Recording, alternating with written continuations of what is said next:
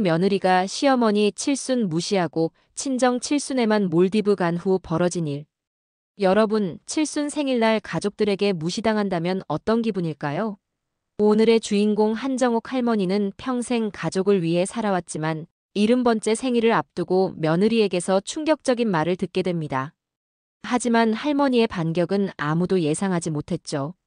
지금부터 시작합니다. 한정옥, 올해 70. 남편을 떠나보낸 지 10여 년, 그 뒤로는 아들 준노와 며느리 서영이와 함께 살아왔어요. 평생 검소하게 살았지만 할머니에게는 작은 소원이 하나 있었어요. 바로 칠순 생일을 가족들과 함께 보내는 거였죠.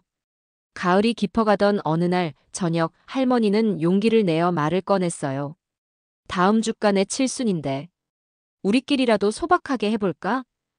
할머니의 목소리는 조심스러웠어요. 거창한 잔치를 바란 게 아니었어요. 그저 미역국 한 그릇, 촛불 하나, 가족들이 건강하세요라고 말해주는 것만으로도 충분했거든요. 그런데 그 순간 며느리 서영이 화장대에서 고개를 돌리며 차갑게 한마디를 던졌어요. 어머니, 요즘 누가 칠순 잔치를 해요? 그리고 돈도 없는데 무슨 잔치예요? 쾅. 그 말이 할머니의 가슴을 정통으로 관통했어요. 아들 준노는 고개를 돌려버렸어요. 할머니 편을 들어줄 생각조차 없었죠. 할머니는 얼굴에 억지 미소를 지으며 그래, 맞다라고 대답했지만 설거지하는 손이 부들부들 떨렸어요. 돈도 없는데. 그 말이 계속 귓가에 맴돌았어요. 그건 단순히 가난을 지적하는 말이 아니었어요. 할머니의 존재 자체가 무가치하다는 선언이었죠.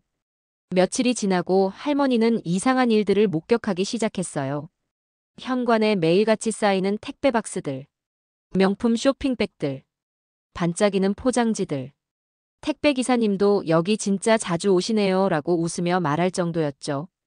서영이가 새 가방, 새 구두, 새 화장품을 들고 들어올 때마다 할머니의 의심은 커져갔어요. 그러던 어느 저녁, 운명의 순간이 왔어요. 서영이가 할머니 앞에 와서 조심스럽게 말했어요. 어머니, 카드값이 좀 급해서요. 300만 원만 잠깐 빌려주시면 안 될까요? 할머니는 깜짝 놀랐어요. 300만 원이라니. 하지만 며느리의 절박한 표정을 보니 거절할 수가 없었어요. 할머니는 남편 보험금으로 쪼개고 쪼개서 모아둔 적금을 꺼냈어요. 혹시 모를 아픈 날, 힘든 날을 위해 숨겨둔 소중한 돈이었죠. 아들한테는 말하지 말자. 가정의 평화를 위해서. 할머니는 그렇게 생각했어요. 하지만 그게 악몽의 시작인 줄은 몰랐죠. 300만 원이 500만 원이 되고 1000만 원이 되었어요. 서영이의 꼭 갚을게요는 점점 이번 달도 좀 으로 바뀌어 갔어요. 심지어 어느 날은 이렇게 말하더군요. 요즘 물가가 너무 올라서요. 어머니는 연금도 나오시잖아요. 할머니는 쓴웃음이 나왔어요. 연금이라고 해봤자 한 달에 얼마 안 되는데. 그런데 정말 충격적인 일이 벌어졌어요. 어느 날 할머니가 부엌에서 저녁 준비를 하고 있을 때 거실에서 서영이의 전화 통화 소리가 들려왔어요. 이번에 우리 아빠 칠순이라 온 가족이 몰디브 가기로 했어. 할머니의 손에서 칼이 멈췄어요. 뭐라고? 몰디브? 서영이의 목소리는 계속 이어졌어요. 비행기표만 200만 원 넘어. 리조트 3박 4일. 평생 한 번뿐인 칠순이니까 제대로 해드려야지. 그리고 결정타. 카드 한도가 좀 부족했는데 시어머니가 도와주셔서 다 해결됐어. 진짜 다행이지 뭐야. 순간 할머니의 뇌리에 번개가 쳤어요. 내 돈으로. 내가 갚아준 카드로 친정 칠순 여행을. 할머니는 부엌 의자에 털썩 주저앉았어요. 눈앞이 깜깜했죠. 자신의 칠순에는 돈도 없는데 라고 하던 그 입으로 친정 아버지 칠순에는 평생 한 번뿐이라고 하다니. 그날 밤 할머니는 한숨도 못 잤어요. 천장만 멍하니 쳐다보며 생각했죠. 나는 뭐지? 그냥 돈 뽑는 ATM인가? 다음 날 아들에게 조심스럽게 물어봤어요. 너희 정말 몰디브 가니? 준노는 어색하게 웃으며 대답했어요. 응. 장인어른 칠순이라 서영이가 카드로 다 처리했대. 내 돈으로 갚아준 그 카드. 할머니는 입안에 쓴맛을 삼켰어요. 바로 그날 할머니는 결심했어요. 이대로는 안 된다. 이제 끝을 내야 해. 토요일 오후 집에 할머니와 서영이만 있었어요. 할머니는 차를 한 잔 끓여서 며느리 앞에 놓았어요. 마치 죄수를 신문하는 형사처럼 말이죠. 서영아, 이야기 좀 하자. 서영이가 무심코 눈을 들었어요. 네, 어머니. 할머니의 목소리가 차갑게 깔렸어요. 내 칠순에는 돈이 없었다며. 근데 친정아버지 칠순에는 몰디브를 가. 서영이의 얼굴이 순간 굳었어요. 들켰다는 표정이었죠. 잠시 후 서영이는 뻔뻔하게 대답했어요. 상황이 다르잖아요. 저희 친정은 체면이 있죠. 어머니랑은 급이 달라요. 급이 다르다고? 할머니는 귀를 의심했어요. 방금 뭐라고 했지? 급이? 그럼 내가 빌려간 돈은? 급이 다른 시댁. 노파에게서 뜯어낸 그 2,400만 원은 뭐야? 서영이의 얼굴이 하얗게 질렸어요. 그건 일시적이었잖아요. 곧 갚으려고. 고지 언제야? 1년째 곧이야? 할머니의 목소리에 분노가 실렸어요. 그날 밤 할머니는 마지막 스위치를 껐어요. 좋아. 내가 움직일 차례야. 월요일 아침 할머니는 법무사 사무실로 향했어요. 김영우 법무사가 서류를 펼치며 설명했어요. 어르신, 주택연금이 가장 확실합니다. 집을 담보로 매달 연금을 받으시고 소유권은 주택금융공사로 넘어가요. 중요한 건 상속인들이 절대 건드릴 수 없다는 겁니다. 되돌릴 수 없나요? 사실상 불가능합니다. 그 대신 어르신 노후는 완전히 보장되죠. 결정은 어르신의 몫입니다. 할머니는 1초도 망설이지 않았어요. 합니다. 지금 당장요. 서류에 도장을 찍는 순간 할머니는 묘한 쾌감을 느꼈어요. 볼펜이 종이를 파고드는 소리가 너무나 상쾌했죠. 이제 끝이야. 너희는 이 집을 물려받을 수 없어. 직원이 말했어요. 매월 25일 연금이 입금되고 집은 이제 공사 소유입니다. 할머니는 텅 빈 거실에 홀로 앉아 조용히 웃었어요. 서영아, 내 카드값은 이제 내가 갚아. 그리고 이 집, 꿈도 꾸지 마. 일주일 후 서영이네 가족은 몰디브에서 돌아왔어요. SNS에는 화려한 사진들이 가득했죠. 에메랄드빛 바다 리조트, 명품 면세점. 할머니에게는 코코넛 오일과 차 세트를 선물로 줬어요. 어머니, 이거 비싼 거예요. 할머니는 그냥 웃었어요. 그래, 내 돈으로 산 거니까 비싸겠지. 그리고 일주일 뒤, 드디어 그날이 왔어요. 저녁 식사 중 갑자기 서영이의 휴대폰이 울렸어요. 화면을 본 서영이의 얼굴이 새하얗게 질렸어요. 여보, 이게 왜 이래? 카드값이 2,500만 원. 준노가 깜짝 놀라 소리쳤어요. 뭐? 2,500? 서영아 대체 뭘 산 거야? 서영이가 할머니를 향해 조심스럽게 다가왔어요. 어머니, 이번 달이 좀 많이 나와서요. 혹시 마지막으로 한 번만. 할머니는 젓가락을 탁 내려놓았어요. 얼마? 2,500만 원이요. 아들이 발끈했어요. 엄마한테 또 도대체 얼마나 빌렸는데? 바로 그 순간 할머니가 서랍에서 낡은 공책 한 권을 꺼냈어요. 탁자 위에 펼쳤죠. 날짜, 금액, 서영이 이름이 빼곡히 적혀 있었어요. 3월 15일 300만 원, 4월 20일 500만 원, 5월 18일 800만 원. 할머니가 또박또박 읽어 내려갔어요. 합계 2,400만 원. 내 적금으로 다 갚아줬다. 아들의 입이 떡 벌어졌어요. 엄마, 그렇게나? 서영이가 급하게 변명했어요. 걱정 끼치기 싫어서. 곧 갚으려고. 그 고지 1년 넘었는데. 그리고 할머니가 폭탄 선언을. 그리고 말이야. 할머니가 심호흡을 했어요. 이 집. 주택연금 가입했다. 이제 공사명이야. 너희 거 아니야. 쿵. 서영이가 의자에서 벌떡 일어났어요.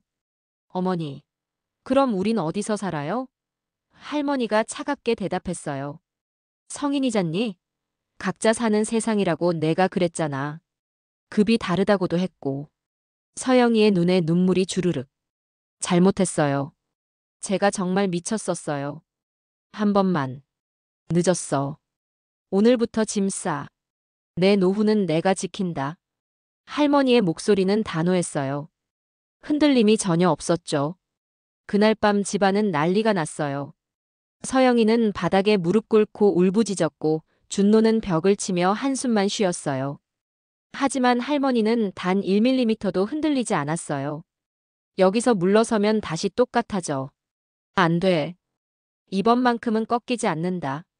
일주일 후 아들과 며느리는 짐을 싸서 좁은 고시원으로 들어갔어요.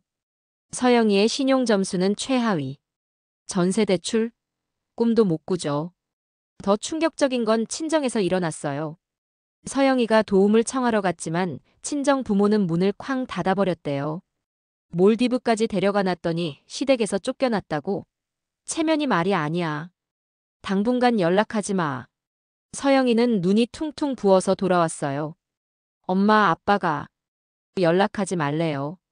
할머니는 씁쓸하게 웃었어요. 체면 있는 집의 체면. 그런 거지 뭐. 시간이 흘렀어요. 한 달, 두 달, 세 달.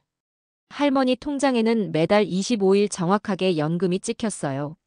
할머니는 그 돈으로 조용하고 평화로운 생활을 즐겼죠. 밖은 겨울이 되었지만 할머니 방은 따뜻했어요. 6달쯤 지난 어느 날, 초인종이 울렸어요. 문을 열자 아들이 서 있었어요. 살이 쭉 빠지고 얼굴은 앙상했어요. 엄마, 개인회생 신청했어. 변호사도 만났고. 할머니가 의자를 당겨줬어요. 앉아라. 서영이. 완전히 달라졌어. 명품 쇼핑하던 사람이 지금은 10일 라면만 사. 친구들도 다 떠났고. 할머니가 고개를 끄덕였어요. 대가를 치르는 중이구나. 내가 치를 목도 있지. 아들이 할머니 손을 꽉 잡았어요. 엄마. 그때 엄마가 결단 안 내렸으면 우린 끝까지 정신 못 찼을 거야. 진심으로 미안해. 봄이 왔어요. 어느 토요일 오전 할머니가 화분에 물을 주고 있을 때 문을 두드리는 소리가 났어요. 서영이었어요. 말라붙은 입술, 축 처진 어깨. 완전히 달라진 모습이었죠. 어머니. 할머니가 문을 열어줬어요. 앉아라. 서영이가 고개를 푹 숙였어요. 죄송해요. 그때 제가 한 말들. 급이니 뭐니? 정말 인간 말종이었어요. 다시는 그런 말 안 해요. 정말이에요. 할머니는 서영이를 가만히 봤어요. 진심일까? 계산일까? 개인회생은? 진행 중이에요. 이제 버는 만큼만 쓰려고요. 좋다. 초심으로 돌아가라. 그리고 할머니가 천천히 말했어요. 내가 망가뜨린 건 돈만이 아니야. 사람 사이의 신뢰. 그게 더 크지. 서영이가 고개를 끄덕였어요. 할머니는 부엌으로 가서 따뜻한 국을 끓였어요. 먹어라. 서영이가 국을 떠먹으며 조용히 울었어요. 반성의 눈물일까요? 할머니는 판단하지 않았어요. 시간이 증명하겠죠. 동네 슈퍼 김 사장이 물었어요. 할머니, 며느리분 요새 많이 힘들다던데. 할머니가 웃었어요. 사람이 제일 잘 배울 때가 있어요. 바닥에 떨어졌을 때죠. 속상하셨을 텐데. 속상함에 붙들리면 늙어요. 교훈에 붙들리면 성장하죠. 밤이면 할머니는 상상해봐요. 자신의 칠순 파티를. 촛불 하나, 미역국 한 그릇, 작은 케이크. 그러다 깨달았어요. 그 행복은 누군가 만들어주는 게 아니라 스스로 만드는 거라는 걸요. 식탁 위에 촛불 하나를 켰어요. 불꽃이 흔들리다가 곧 반드시 섰어요. 할머니는 두 손을 모았어요. 정우가 70년 버티느라 수고했어. 남은 날들도 당당하게 살자. 창밖으로 초여름 바람이 불어왔어요. 후회도 원망도 그 바람에 날려버렸어요. 할머니가 할 일은 다 했어요. 더는 무너지지 않기로, 더는 퍼주지 않기로, 하지만 필요할 땐 국 한 그릇은 끓여줄 수 있는 사람이 되기로. 주택연금 통장에는 오늘도 숫자가 찍혀요. 할머니는 그걸 보며 생각해요. 이건 복수가 아니야. 내 독립선 업문이지. 여러분 어떠셨나요? 가족이라고 해서 모든 걸 참아야 하는 건 아니에요. 때로는 단호한 경계가 필요하죠. 할머니의 선택 덕분에 아들과 며느리는 진짜 교훈을 얻었어요. 그리고 할머니는 드디어 자신의 인생을 되찾았죠. 진정한 사랑은 무조건적 희생이 아니라 서로에 대한 존중이에요. 나이가 들었다고 무시받을 이유는 없어요. 오히려 더 지혜로워진 거죠.